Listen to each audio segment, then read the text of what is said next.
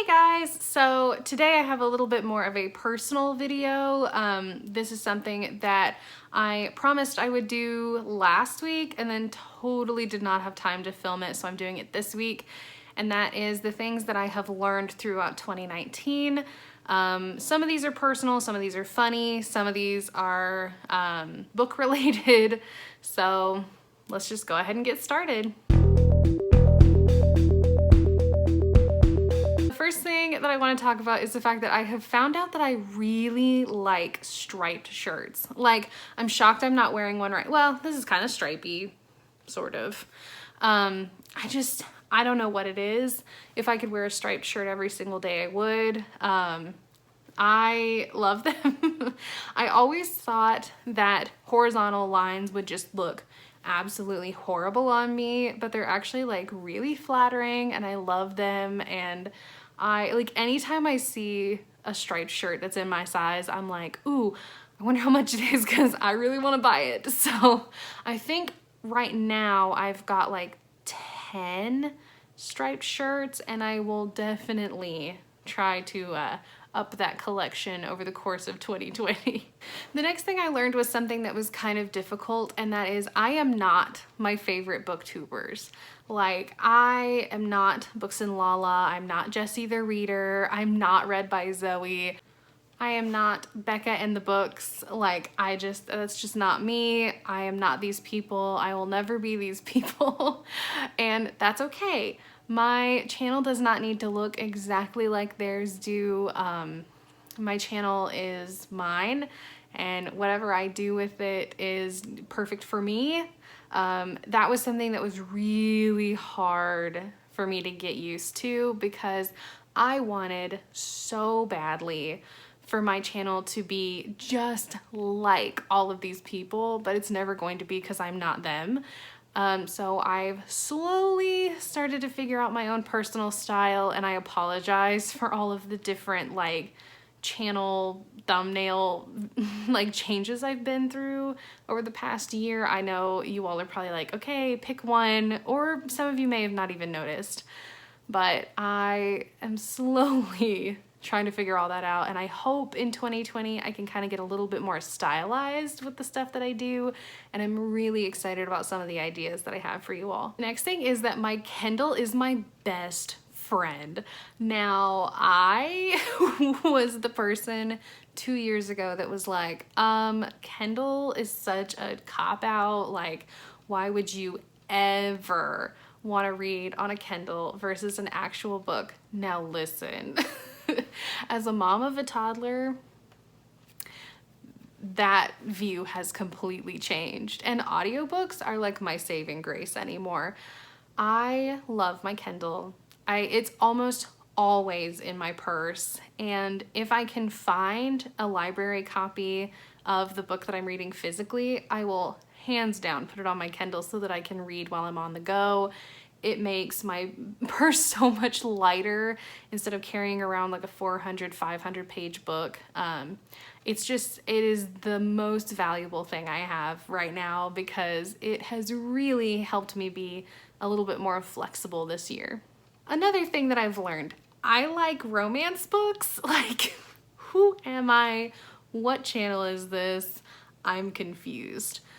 It has been a journey finding out that I like romance books. I used to be the person that was like, heck no, those are stupid.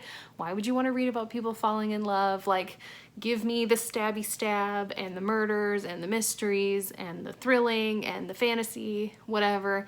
That used to be me, and that still is me. But I'm also the person that's like, oh my gosh, this couple is so cute. I want the ushy gushiness. And that was definitely not me a couple years ago or last year or a couple months ago. But it has definitely opened up an entire new set of books for me to read, which is borderline terrifying, but is also really exciting. And that shouldn't have come as a surprise because last year I found out I actually like thrillers, and now that's like 90% of my bookshelf. So I don't really know why I thought I didn't like these different genres, but I'm really glad that I'm finding out that I am, or that I do. I speak English. this next one is a little bit more personal, and this is kind of a shout out to any of the moms that follow me on here. I do not have to be the perfect mom to be a good mom. I have struggled this year, especially with Alyssa coming up on her 2nd birthday. It has been a test of my patience, of her patience, of Alan's patience, of probably my friends and family. So like, it's been a journey with her, especially considering she's my first child. It's a lot. And like, on top of, I really wanted this channel to like bloom this year, and stuff at work got crazy. I have not always been emotionally available for her, and I feel really bad about it a lot of the time. But on those days, I just pick her up, I cuddle her, we watch something on TV, we hang out. She can't really tell me about her day or like talk a whole lot yet. She talks in a lot of broken sentences, as I'm sure you all have seen in my reading vlogs, but she can't really tell me like, hey mom, I need a minute to just sit and chat, or I need a minute alone, or it's been a testing year, but I have found that there are little things that she and I can do that it works. I don't have to be around her 24/7. I don't have to keep an eye on her all the time. I can let her play, I can let her have her independence, and I can go get something done that I need to get done. Or I just give her one of her books and I open up my book and we get a little bit of reading done, even though she can't read, but she's so cute when she pretends to. It's just been a lot to try and balance everything in my schedule, and honestly, that's okay. If you're a mom and you have a full-time job and you still try to come home and be a full-time mom, or if you're a stay-at-home mom and you're just exhausted after handling your kids all day, it is okay to take a break.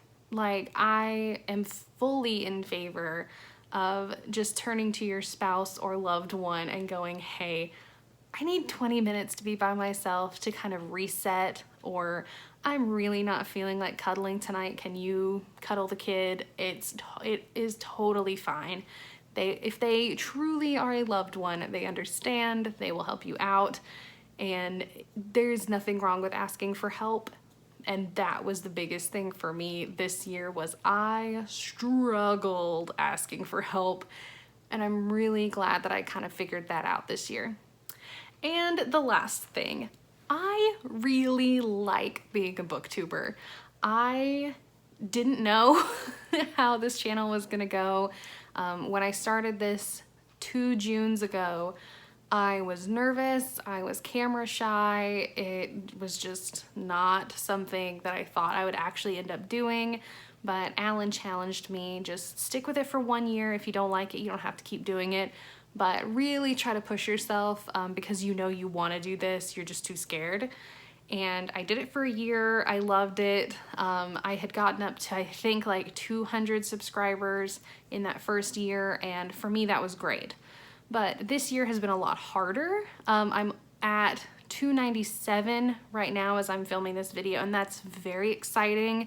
One step closer to 300, but it is hard to watch people start channels and then a couple months later be in the like thousands, 2,000s, 5,000s.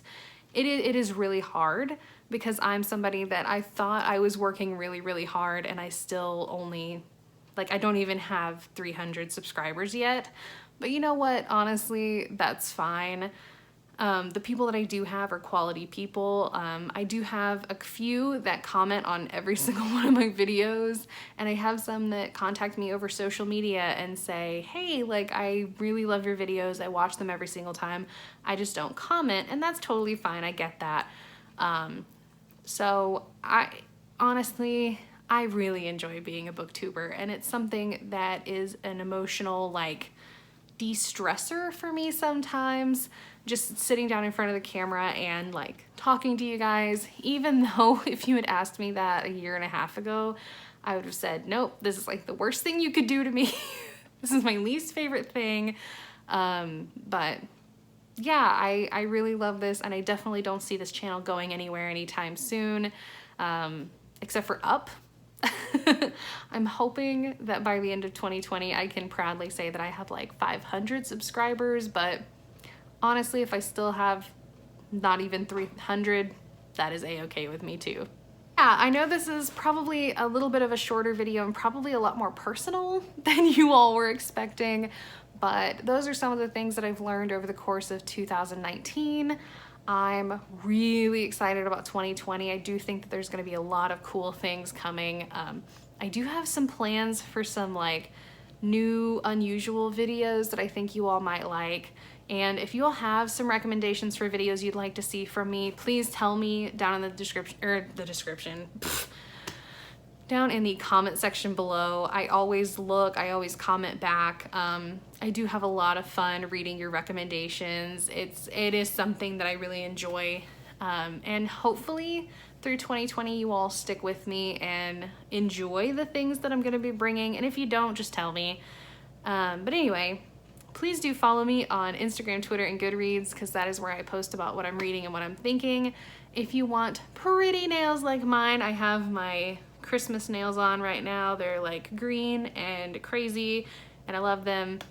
My Color Street link is down below. They're super easy. That helps fund this channel and fuels my reading addiction. Please do not forget to like, comment, and subscribe, and I will see you all next time. Bye!